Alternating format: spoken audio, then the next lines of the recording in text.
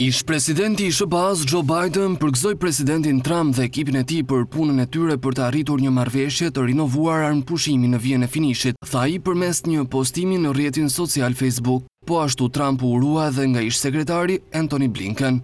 Ndërkohë, kryeministri britanik Keir Starmer bëri thirrje për bashkëpunim ndërkombëtar në zbatimin e armëpushimit të firmosur nga Trump një ditë më parë. Presidenti francez Emmanuel Macron njoftoi se Franca do të shtojë ndihmat humanitare në rripin e Gazas dhe do të bashkëpunojë me SBA-n dhe Izraelin për shpërndarjen pa pengesa të ndihmave. Ai tha se një konferencë veçantë për ndihmë do të mbahet së shpejti dhe se fondet do të përdoren për rindërtimin e Gazas në fazën e dytë të armëpushimit. Italia, sipas kryeministres Giorgia Meloni, është më afër njohjes së shtetit të Palestinës, ndërsa do të vazhdojë të ofrojë mbështetje humanitare dhe është gati të ndihmojë në stabilizimin e rajonit. Ndërkaq, faza e parë e marrëveshjes së armëpushimit që hyri në fuqi të premten vazhdon të zbatohet në terren. Karavanet me ndihmë po hyjnë në Gaza përmes kalimit Kisufim, por autoritetet paralajmërojnë se ndihmat mbeten shumë më pak se nevojat e 2.4 milion banorëve.